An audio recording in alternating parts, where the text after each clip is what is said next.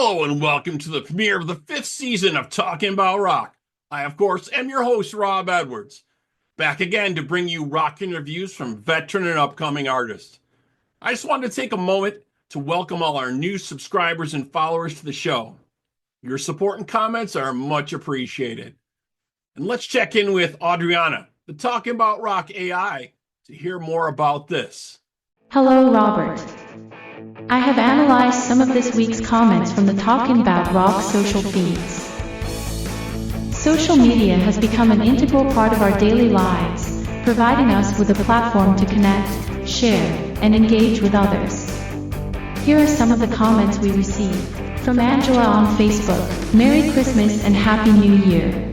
From James on Instagram, thank you for all the great interviews. From Jim on Facebook, keep up the great work. We love hearing from everyone.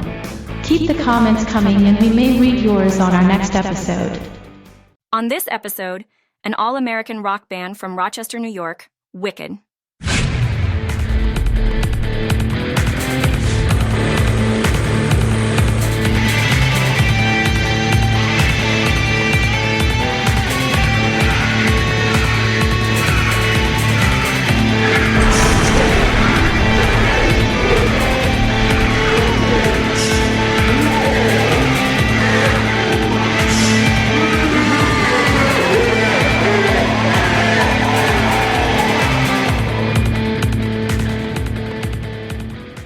All right, joining us now from we have Wicked here with us. How's it going, guys?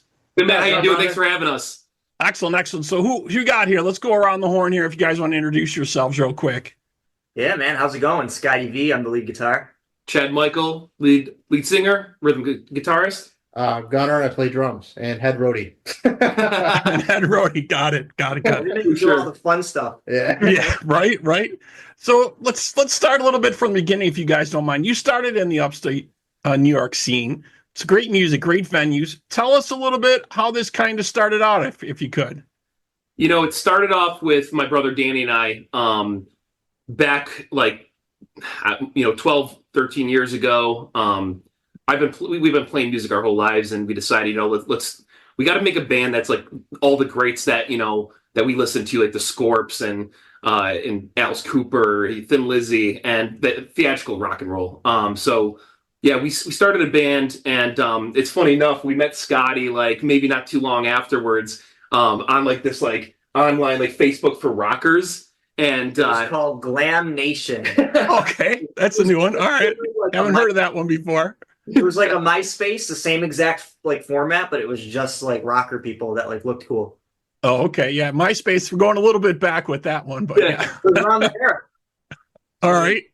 Funny enough, he was only an hour away from us, so we had him come in that weekend, right? Learned 15 songs for a show that we had in five days later. Yeah, that was nuts. He stepped up and did it, and then Gunnar, he's always been around. We hated him. We had to hate him originally because we had another drummer. Yeah, these guys had another drummer beforehand, but I used to play in a band with my dad, and we'd play shows together sometimes. He was the rival drummer. Yeah, and I was Ooh, okay, you're the rival guy. So things didn't work out with the previous guy, and you kind of slid in there, huh? That's right. Yeah, everything kind of came together really nice when Gunnar joined the band. It gave the band a new life, and just something. It kind of created the whole Wicked sound. Excellent. So let's jump ahead a little bit. So you guys put out the Sunburn album, and you got a producer on there, a 10-time Grammy Award winner, Ignacio Milano. Tell us about how that came about. That sounds amazing. Well, we actually met him through connections. We go down to Salem, Massachusetts a lot. We love all that occulty, witchy stuff. And we walked into this magic shop down there. It's very legit, real, not touristy. And the two shop owners, our good friend David Newman and Nacho Molino's mother, they both ran the shop. And so it was about a year or two into this relationship we built with these people in Salem. And then he's Maria, his mother, is I got this producer son who really wants to get into working into the States, and he was from Panama at the time. He was still living there, and he's kind of just moved into Brooklyn and started working in the States, working on more stuff around here. And we kind of linked up with him, and he came and stayed and worked in our home studio For what? How? I mean, a whole summer. It was like 5 months, 3 or 4 months. Yeah. It was going to just be a couple weeks, and then it gelled so good, and we became such good friends that he actually, after Sunburn and that whole session, he moved out here close to us, and we've been working with him, consistently ever since. Yeah, it really sounds like he helped you, polish your sound and find exactly, kind of that extra edge that you guys really needed. Definitely. Absolutely. We always kind of considered ourselves like more of a live band for the longest time. We never had like the good, like clean production. We didn't know any real producers. So when we met him, it kind of was the missing piece. Yeah, definitely. And you guys had you just finished up a North American tour with Raven. Also, I was just seeing, tell us, we got any stories a little bit from the road. Maybe you can share a little bit there. Everybody's always interested what happens on the road, Dude, it's so funny. We had a few other interviews like earlier this month, and we were talking about some like the funny things that happen on tour, and one of them being like we were in Toronto, and we were like, oh, this is gonna be an easy gig, and we go in with these amp simulators, guitars, cables, nothing crazy, and we're like, oh, it's gonna be an easy one. And then we go to the gig, and Raven's like, hey guys, we need your help on loading some stuff in. It's like 5 flights of stairs, and we're bringing like these huge 8x10 SVT bass cabs up that there. was terrible. I wanted to kill them. He's got the heaviest bass cab that you possibly could going into every venue. Doesn't matter where it is. You got to drag it up those stairs. Oh, it was terrible. We all helped out. How about the time that we met Peter Dante at the Rainbow Bar and Grill? Yeah, we were playing a show at the Whiskey, and we mosey on down to the Rainbow, which is right down the block there. And And of course, do you know Peter Dante from like all the Adam Sandler movies? He was like in Waterboy. He was the QB, and like we didn't recognize him at first because he looks like this like surfer dude. You got his like shoulder like super tan. Right. He just looks like he's a local dude, right? Tai Chi in the parking lot. And he's like, he sees us and he's automatically like magnetic to us because he's like, oh, who are these boys? And he comes over and starts hanging with us. Oh, what did he do? He came in like this and he goes, Hey, Danny! he goes, Mwah, the chief. Welcome, Danny. What's up? What's up? There's a long lost bass player, man, Danny Martin. How's it going? Thanks for joining us, man. Yeah, so we're just talking a little bit about, some of the antics that went on for the tour with Raven and stuff. You guys kind of got caught into being some roadies there, dragging some of their equipment around, but it sounds like all in all, it was a pretty good experience besides. Yeah, I'd say top to bottom. I think we had a blast. It was like it was so good that we were like we had that post tour depression, the blues. We were like, damn, we could do this all the time.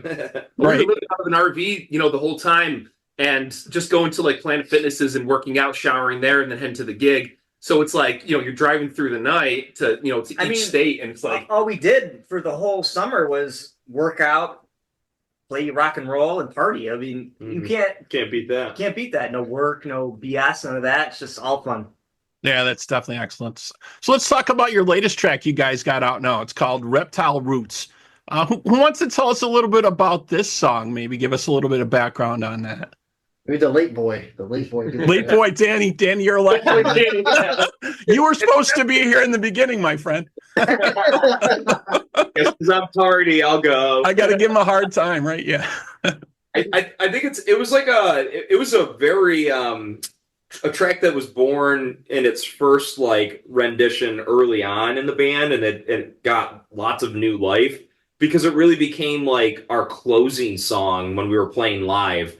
And the cool part about like why I got that spot in the set list was we're like in love with like bands like the Helicopters from Sweden and like that high energy like rock and roll, little garage rocky, but just those big like nasty Kiss riffs like and guitar solos, Thin Lizzy, twin harmonies, and we kind of built that into the end of Reptile Roots, and it fit perfect at the end of the set.